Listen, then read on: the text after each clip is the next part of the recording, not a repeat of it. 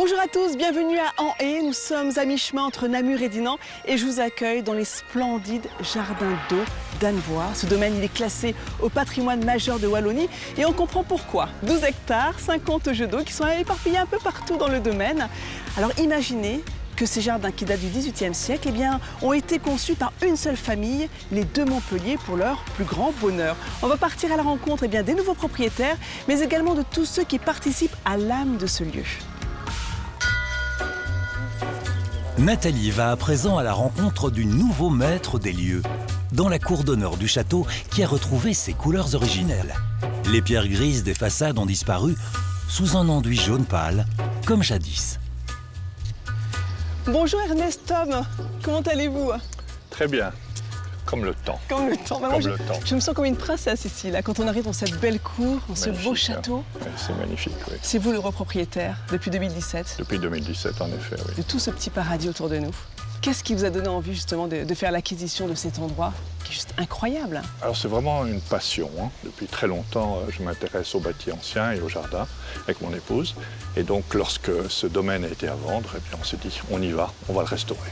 Vous aviez sillonné la Belgique entière pour justement aller à la recherche d'un patrimoine d'un jardin ou bien vous étiez déjà du coin? Alors pas vraiment. Il se fait qu'en 2011, nous avions racheté une propriété forestière ici à côté, qui est d'ailleurs l'ancienne propriété forestière qui appartenait au château, mais qui avait été divisée dans les successions. Et donc on était voisins de ce château. Et on voyait ce château qui se dégradait, ce jardin qui se dégradait. Et lorsqu'on a appris qu'il était à acquérir, vous avez sauté sur l'occasion. On y a été. Avec toujours autant de bonheur aujourd'hui? Oui, c'est magnifique, parce que c'est quand même 6 ans d'efforts, 6 ans de travail, 6 ans de prise de décision avec les architectes, les conseillers, les corps de métier. Et on ne peut jamais vraiment être certain du résultat. Typiquement, on a décidé de repaver la cour, parce qu'au XVIIIe siècle, la cour était minérale. Donc on a pris cette décision, alors que précédemment, il y avait eu de l'herbe, des haies, etc. Je pense que le résultat est magnifique. Alors qu'est-ce qui a guidé votre restauration? Alors, grâce à la famille de Montpellier qui a créé ce domaine au milieu du XVIIIe siècle, ils ont développé des archives, créé des archives, et donc on dispose de gravures, de dessins, de peintures à l'huile et de textes décrivant le domaine au XVIIIe siècle et plus tard. Donc là, vous allez pouvoir enfin investir le rez-de-chaussée. Enfin, exactement. On y aspire, Est-ce qu'on peut ensemble aller visiter les jardins? Parce que franchement, ils sont trop beaux. Avec plaisir, bien sûr. Et vous êtes mon guide, hein, je vous suis. Je vous guide. Parfait. On y va? On y va.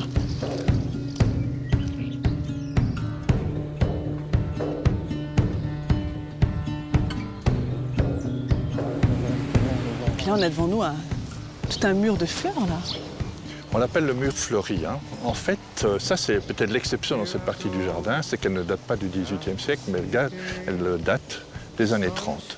Et en fait, c'était l'épouse de Pierre de Montpellier, propriétaire à l'époque, qui était américaine et qui voulait une rocaille en mur fleuri. On va évidemment le conserver parce que ça fait partie de l'histoire des jardins et de l'évolution des jardins.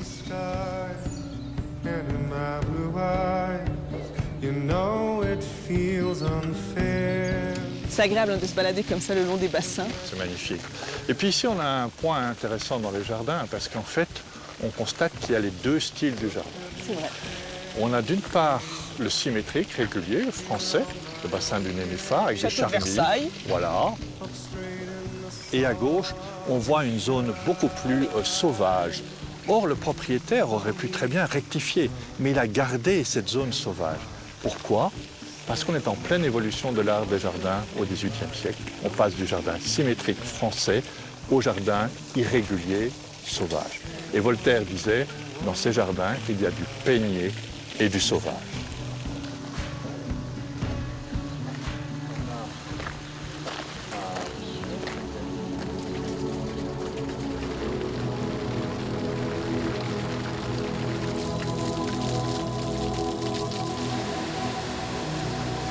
Donc ici, on est aussi dans une partie très ancienne des jardins. Et ça illustre magnifiquement comment Charles-Alexis de Montpellier a exploité ces sources et cette vallée pour créer des mouvements d'eau différents. C'est toujours la même eau. Et une musique hein, de l'eau là autour de nous. Il y a une musique et il y a un festival de formes. Et on peut compter au moins 6 manières de traiter l'eau différentes dans cet endroit des jardins. Je dirais qu'à gauche, on a une espèce de ruisseau avec des cabochons qui font un gargouillis. On va aller vers ce qu'on appelle la manchette de Neptune, qui est un ajutage qui donne cet éventail. On va avoir derrière nous, à gauche, le grand cracheur. Il fait 7 mètres de haut. Tout ça par vase communicant. Et on a encore derrière la cascade française, cette double nappe qui tombe. Et enfin, là devant, on a une petite lame. Donc, la même eau, mais uniquement la manière de la traiter donne des effets différents. Donc, dans ces jardins, on en prend plein les mirettes. Et comme vous disiez aussi, il y a la musique, le son. Et d'ailleurs, en hiver, lorsqu'on arrête les jardins, l'eau continue à couler, mais on enlève les ajutages, le jardin, tout d'un coup, il apparaît calme, même mort, parce qu'il n'y a plus cette musique. C'est très apaisant, hein. Ça donne envie d'avoir une cascade chez soi. D'ailleurs, est-ce que c'est possible si je décide d'avoir une mini cascade chez moi? Difficile. Mais pas impossible. Possible. Ah. Il faut un petit dénivelé. J'ai pas. Qu'est-ce que je fais? On fait une petite colline alors. Mais c'est Une possible. petite butte. Exactement, exactement. Au domaine d'Annevoie, c'est le jardin des fleurs et ses massifs colorés qui exhalent de nombreux parfums. Il s'agit d'un jardin très tardif, créé en 1952, car si de nos jours les fleurs ont acquis une place de choix comme élément décoratif, il n'en était pas de même au XVIIIe siècle. Les parterres, creusés dans la pelouse, sont dits à l'anglaise, à la différence des parterres dits à la française, qui eux sont entourés de buis nains taillés. Conçu comme un tableau, le jardin des fleurs se laisse contempler de loin, regardez d'en haut.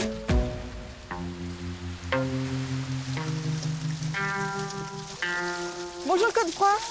Bien le bonjour, Comment ça va? ça va bien? Oh, t'es en train de changer l'orientation des jets d'eau là. Non, en fait ici, avec avec la pression de l'eau et tout ce qui passe, ben, en fait ça s'écarte, donc de temps en temps on les repince un peu pour rattraper un voile qui est joli pour la vue, pour les gens quand ils arrivent. Donc c'est toi qui entretiens 50 jets d'eau sur l'ensemble du domaine. Exactement, ouais. Vous êtes Donc, combien là? avec l'équipe, donc on est 5, il y a Fabrice, Philippe, Victor et Mathieu. Et les canalisations alors, elles sont dans quel matériau? Elles communiquent toutes entre elles, c'est ça? Alors ici tout fonctionne par gravité. Et par, Il n'y a pas de machinerie. Il n'y a pas de pompe, il n'y a rien du tout. Donc c'est vraiment un écoulement naturel. Et c'est vraiment les ajutages en fait qui font que on arrive à un type de jet à une certaine hauteur. Ça c'est du cuivre. Alors les partie-là, ajutages ici, la partie supérieure est faite en cuivre Et en dessous et en alors? dessous c'est du plomb. C'est quoi cet Alors, outil hein? Nous on a ce qu'on appelle des balais des eaux. Ouais. Donc de manière à ne pas abîmer les ajutages, en fait ça nous permet de passer dedans et d'enlever les crasses pour éviter des cassures dans le genre là. Tu cures à l'intérieur là, comme un cure-dent. Voilà, exactement. Ben, Tu veux que je t'aide? ah ben, quand En même, fait, hein. et l'autre fois il a envie que je tombe dans une fontaine, c'est ça? Ça T'as pourrait envie être que je me sympa, ramasse mais dans l'eau. l'eau n'est pas chaude, hein. Alors, on va se pencher. Je prends, voilà, Voilà. une dent. Et puis alors, il faut passer. Ah, ouf. Comme ça. Et voilà, premier nettoyage d'ajutage. En fait, nous, quand on vient ici, hein, on profite des jets d'eau, des fontaines, mais on n'imagine pas hein, tout le travail qu'il y a derrière pour entretenir tout ça. Ouais. Donc nous, tous les matins, en fait, on fait un tour des eaux, ce qu'on appelle le tour des eaux. Donc c'est vraiment contrôler toutes les fontaines qui sont dans le domaine pour qu'à l'arrivée des visiteurs, vraiment, tout soit opérationnel et que tout fonctionne. Merci Godefroy de nous Avec avoir grand présenté plaisir. les coulisses justement de ce métier. Je pense que vous ne verrez plus les jets d'eau de la même manière hein, si vous venez au jardin d'Annevoie. À proximité du château, un potager aménagé en carré offre une profusion de légumes, de fruits, un agréable panel de senteurs et de couleurs. Ah, mais ils sont beaux ces fruits Anne-France. Oui, Ils sont oui, en train oui. de prendre forme. Mais pourquoi est-ce qu'on les enlève hein? Je les enlève pour que l'arbre se renforce un peu. Parce qu'ils ont été plantés il y a 2 ans Et donc, il ne faut pas qu'ils dépensent trop d'énergie dans les fruits. Donc, c'est-à-dire que là, pour l'instant, les fruits, tu n'en as pas besoin. C'est vraiment... tu laisses le temps que l'arbre... S'il y en a qui mûrissent, on sera ravis d'en avoir. de les cueillir. Et ça, c'est la nouvelle passion, votre nouvelle passion. C'est la nouvelle passion. Voilà, donc je continue à enlever les pommes. Alors, qu'est-ce qui vous a donné envie de rajouter ces arbres fruitiers au domaine? Mais déjà parce que le potager, à l'origine, était sur les 2 niveaux. Et je trouvais que ça faisait le lien. Et puis aussi, l'élément important, c'est qu'on a refait le mur. Donc je me dis, autant palisser ce mur. Ça l'habille? Oui, ça l'habille. Voilà. Oh, c'est vraiment très beau. Voilà. Alors du coup, les variétés, elles n'ont pas été choisies par hasard, là aussi, hein? Non, ce sont toutes des variétés anciennes que j'ai trouvées donc aux pépinières d'Anguien. Et Il y a cette volonté finalement de rester avec des variétés qui auraient pu être plantées à l'époque ici. Donc on est en lien avec l'histoire, le patrimoine, on reste un peu dans... Tout à fait. Et puis il y a le savoir-faire aussi, qui est un savoir-faire protégé, j'allais dire. Oui, le savoir-faire, c'est vrai que ça c'est un élément important parce qu'il se perd. Et donc c'est pour ça qu'on voudrait obtenir un classement à l'UNESCO comme patrimoine immatériel. Mais alors, Anne-France, comment vous avez appris tout ça, tous ces gestes? C'est pas hyper compliqué. Une fois qu'on a les quelques notions, c'est pas hyper compliqué. Il faut juste tailler aux bonnes époques, au mois de mars, et avoir quelques principes. Et alors là, justement, j'en reviens encore aux pépinières d'Anguien, mais ils vous encadrent vraiment bien. Et ils vous donnent tous les conseils tout le long, autant que vous voulez, qu'ils font des formations. Et... Donc vous avez été formé sur place. Oui, oui. Et maintenant, vous êtes responsable de tous ces arbres fruitiers, Anne-France. Mais oui. En 2020, 12 hectares de vignes ont été plantés sur les hauteurs du village d'Annevoie. Nathalie y retrouve Damien Briard. Nous voilà dans les vignes. Alors Damien, c'est la personne avec laquelle il faut être ami. C'est lui qui gère le vin du château d'Annevoie. Donc autant vous dire que j'ai hâte de le rencontrer. C'est un retour au pays pour ce vigneron qui a à son actif un riche parcours en France et en Afrique du Sud. Bonjour Damien. Tu vas bien? Ah, bien, merci. J'ai fait attention parce que j'ai vu des crottes de cochons. Ouais, ici, les cochons et les vignes cohabitent. Hein. Il y en a un peu partout, ouais. Il y en a quatre cochons néo-zélandais. Donc, ça s'appelle des kun-kun. Voilà, donc c'est des cochons qui n'ont pas de cou. Donc, en fait, le cou ne se lève pas, donc ils n'attaquent pas la vendange. Ce sont tes machines naturelles. Voilà. Parce qu'ici, tout ça c'est agri-bio. Hein. Oui, on est agri-bio. Des recettes de grand-mère, des grand-mère connues. On est sur purin d'ortie, purin de prêle et alors après huile essentielle d'orange. Donc c'est toi qui gères aujourd'hui les vignes du château d'Annevoie. Exactement. Donc là, on a planté le 15 avril 2020, donc en plein Covid, ce qui n'était quand même pas la chose la plus évidente. Et on a, donc on a planté 57 500 pieds de cépages interspécifiques. Donc les cépages interspécifiques, c'est des cépages qui ont été créés dans les années 60, beaucoup en Allemagne, Autriche, Suisse, voilà ces zones-là. En fait, l'idée, c'est de créer des nouveaux pieds de vigne qui sont résistants naturellement. Et ça, par exemple, ici, c'est le Sauvignac, c'est le cousin du Sauvignon blanc. On voit un peu de raisin là, les fruits qui sont là. Voilà, on voit quelques fruits. Alors ils sont pas très développés parce qu'ici on a un terroir qui est très faible. On sait que potentiellement un jour on fera des choses extraordinaires sur ces coteaux. Mais là, la vigne qui est implantée depuis 4 ans, elle souffre un peu des sécheresses successives. Et donc les raisins souffre de sécheresse en Belgique, il faut le répéter, attention. Non, malheureusement oui. Voilà, mais bon, il paraît que quand la vigne souffre, on fait du bon vin. Donc, Alors justement, ça se présente comment, tu te dis, 2023, on a une chouette année, enfin on a un chouette début d'année. C'est-à-dire qu'on a un début d'année alternance pluie-soleil, donc on est bien parti. J'ai oublié de préciser que Damien, c'est un grand passionné depuis l'âge de 16 ans, c'est ça? Ouais. Que tu t'es lancé dans le secteur de... Oui, à 16 ans, j'ai fait une dégustation en Suisse où j'ai pas eu l'audace, mais en tout cas j'ai critiqué le meilleur vin du vigneron et il m'a invité à rester 2 jours chez lui. Il t'a repéré? Voilà, il m'a invité à rester 2 jours chez lui et en sortant de là, j'ai décidé que je ferais ce métier-là. Nous sommes des paysans, de luxe certes, mais des paysans quand même. Et j'adore le côté paysan, c'est-à-dire le côté de regarder la nature, d'écouter la nature et de dire... Le bon sens paysan. Oui, voilà. Alors, dans les meilleures années, combien de bouteilles? 60 000. Pas mal, hein? Cette année, on espère une vingtaine, 20-25 000.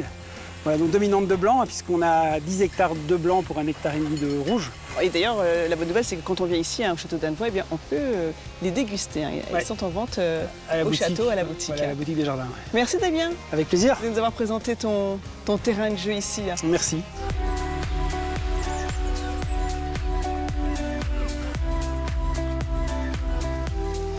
Eh bien voilà, j'espère que cette balade dans les coulisses de ces magnifiques jardins d'Annevoie vous a plu. Avant de se quitter, regardez, dernier petit coup d'œil sur ce point de vue, sur le château d'Annevoie. D'ailleurs ici, on organise régulièrement des événements toute l'année. Puis au moment de Noël, eh bien, vous avez ce marché de Noël qui s'installe accompagné des illuminations. Et si vous avez des idées de lieux à nous soumettre, à visiter, n'hésitez pas à scanner le QR code juste là. Allez, à très vite pour de nouvelles aventures avec les ambassadeurs.